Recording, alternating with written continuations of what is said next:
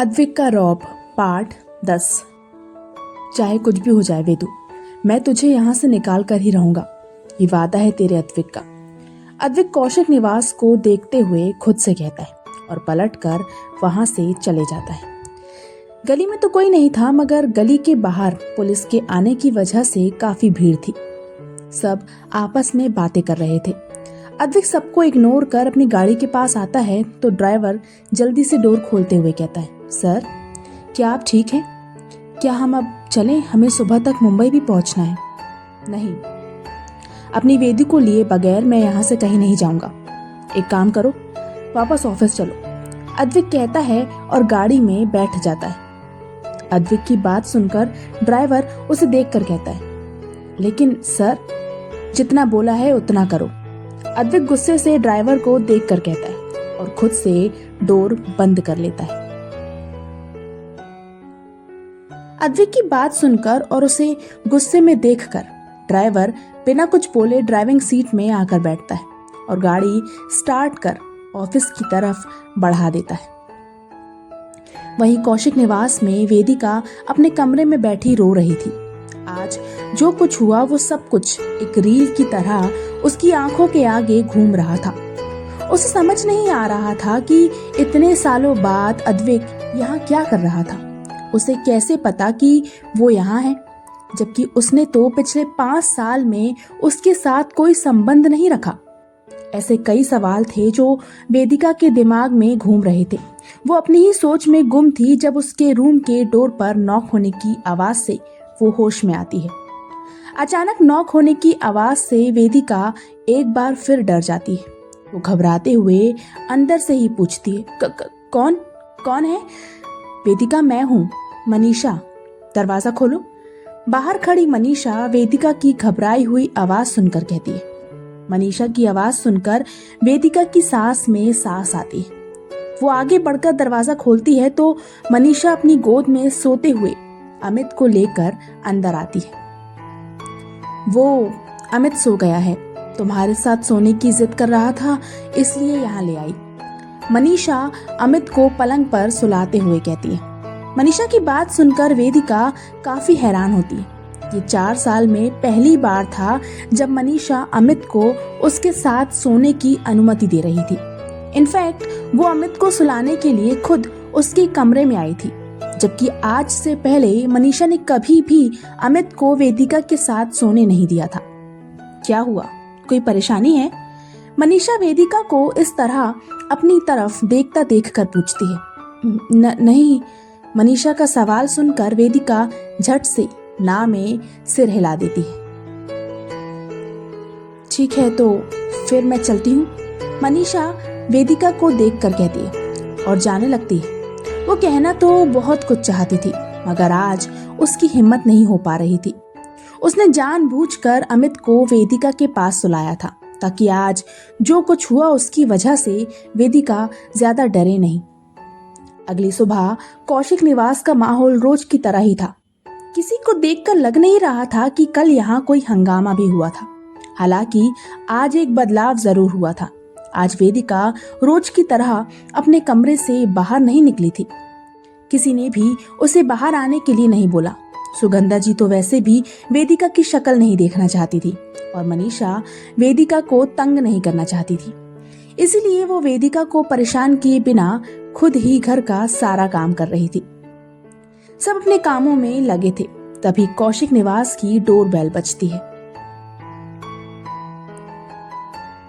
इतनी सुबह सुबह कौन आ गया? डोर की आवाज सुनकर मनीषा बड़बड़ाते हुए किचन से बाहर आती है और जाकर दरवाजा खोलती है तो सामने खड़े इंसान को देखकर उसकी आंखें हैरानी से बड़ी बड़ी हो जाती हैं। कौन है मनीषा? सुगंधा जी मनीषा को देखकर पूछती है और बाहर आकर देखती है तो सामने खड़े अद्विक को देखकर हैरानी से कहती है, तुम फिर आ गए? कोई शक है? अद्विक सुगंधा जी को देखकर कहता है और अंदर आ जाता है। आज अद्विक का एक अलग ही रौब नजर आ रहा था। वो कल की तरह परेशान बिल्कुल नहीं था। उसकी आंखों में एक अलग ही आग नजर आ रही थी। उसका गुस्सा, उसका घमंड, उसका रुतबा आज उसके चेहरे से साफ झलक रहा था, जिसे देखकर मनीषा और सुगंधा जी को अपने अंदर एक अनजाना सा डर महसूस हो रहा था। अद्विक दोनों को इग्नोर करके हॉल में रखे सोफे पर आकर अपने पैर पर पैर चढ़ाकर बड़े स्टाइल से बैठ जाता है और मनीषा को देखकर कहता है, ब्लैक कॉफी विदाउट शुगर। हाँ, अद्विक की बात सुनकर मनीषा कहती है और किचन में चली जाती है। कौन आया है सुबह सुबह? रविंद्र जी अपने कमरे से बाहर निकलते हुए कहते हैं, लेकिन जब उनकी नज़र सोफे पर बैठे अद्विक पर जाती है तो वो गुस्से से अद्विक के पास आकर कहते हैं, तुम यहाँ क्या कर रहे हो? क्या कल का तमाशा कम रह गया था? एग्जैक्टली, मुझे यही लगता है, शायद कल का तमाशा कम था, तभी तो यहाँ का माहौल काफी शांत है, जैसे कुछ हुआ ही ना हो। अद्विक मुस्कुराते हुए कहता है, ए लड़के, निकल जाओ मेरे घर से, वरना मुझसे बुरा कोई नहीं होगा। रविंद्र जी गुस्से से अपने दांत पीसते हुए अद्विक को घूरते हुए कहते, शांति शांति कौशिक साहब, इतना गुस्सा आपकी सेहत के लिए अच्छा नहीं है। कहीं अटैक वटैक आ गया तो आपका सारा का सारा गुस्सा धरा का धरा रह जाएगा। अद्विक मुस्कुराते हुए कहता है, चुप हो जाओ, ये क्या बक रहे हो? अद्विक की बात सुनकर सुगंधा जी आगे आकर कहती, उफ आंटी जी, क्या आपको इतनी तमीज नहीं है? जब दो बड़े बात कर रहे हो तो उनके बीच में नहीं बोलना चाहिए। अद्विक कहता है तो सुगंधा जी चुप हो जाती हैं। देखो लड़के, मुझे मजबूर मत करो कि मैं पुलिस को बुलाऊं। बेहतर होगा तुम यहाँ से चुपचाप चले जाओ। रविंद्र जी गुस्से से कहते हैं, बुला लो, मेरा काम और आसान हो जाएगा। अद्विक मुस्कुराते हुए कहता है, क्या मतलब? अद्विक की बात सुनकर रविंद्र जी असमंजस से पूछते हैं, उफ, कितनी बात करते हैं आप। अरे भाई, कॉफी बनी कि नहीं? जल्दी लेकर आओ, मेरा सिर दुख रहा है। रविंद्र जी की बात सुनकर अद्विक कहता है और अपने सर को पकड़कर दबाने लगता है। लाई। अद्विक की आवाज सुनकर मनीषा कहती है और जल्दी से कॉफी लेकर आ जाती है। अद्विक मनीषा से अपनी कॉफी लेता है, उसकी चुस्कियां लेने लगता है। वहीं उसकी हरकतें देखकर रविंद्र जी का तो खून खौल रहा था। उन्हें अद्विक पर बहुत गुस्सा आ रहा था।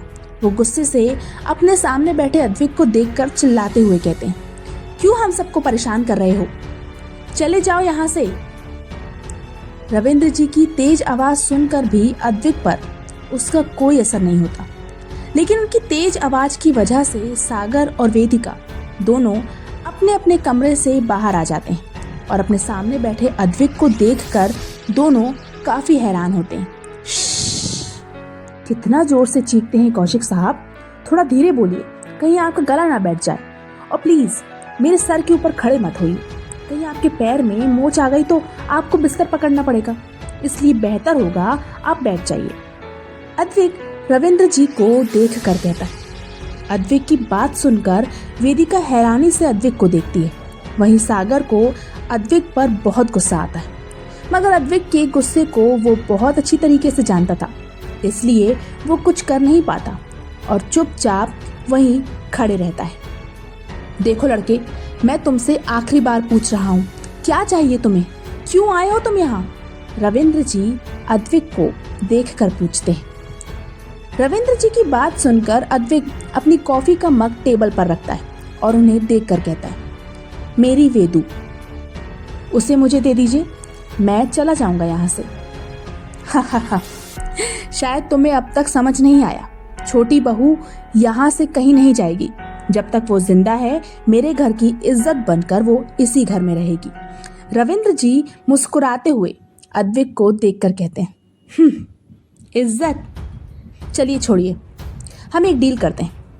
आप वेदू को मुझे दे दीजिए, मैं आपके बेटे को अरेस्ट नहीं कर पाऊंगा, वो हमेशा आज़ाद घूमेगा। अद्विक रविंद्र जी को देखकर कहता है, लगता है तुम भूल चुके हो, कल ही छोटी बहू ने अपने बयान में मेरे बेटे को निर्दोष बताया है, तो पुलिस उसे अरेस्ट नहीं करेगी। रविंद्र जी मुस्कुराते हुए अद्विक को देखकर कहते हैं, ओह, तो आपको लगता है कि आपके कमीने बेटे ने केवल एक ही अपराध किया है? रविंद्र जी की बात सुनकर अद्विक मुस्कुराते हुए कहता है, क्या मतलब? अद्विक की बात सुनकर रविंद्र जी उसे देखते हुए पूछते हैं, क्यों मैनेजर साहब, क्या आपने अपने पिता को बताया नहीं कि जबरदस्ती करने के अलावा भी आपने बहुत से ऐसे काम किए जो आपको जेल की सलाखों के पीछे भेज सकते हैं? अद्विक सागर को देखकर कहता है। अद्विक की बात सुनकर सब सागर की तरफ असमंजस से देखने लगते हैं। वहीं सागर डरते हुए अपना सर नीचे कर लेता है। तुम जो कहना चाहते हो साफ साफ बोलो, क्या किया है मेरे बेटे ने? रविंद्र जी अद्विक को देखकर पूछते हैं। साफ साफ? ठीक है, तो फिर ये देखिए, कहकर अद्विक रविंद्र जी की तरफ अपना फोन बढ़ा देता है और कहता है, इसमें आपके बेटे के सारे घपले और घोटाले के सबूत हैं जो उसने मेरी कंपनी में बतौर मैनेजर बनकर किए हैं। मैं चाहूँ तो इन सबूतों के जरिए आपके बेटे को जेल की सैर करा सकता हूँ। अद्विक की बात सुनकर रविंद्र जी गुस्से से कभी फोन को तो कभी सागर को देखते हैं। वहीं सुगंधा जी और मनीषा अद्विक की बात सुनकर काफी परेशान हो जाती है। हालांकि वेदिका को इससे कोई फर्क नहीं पड़ता, वो जानती थी कि सागर इसी तरह का इंसान है।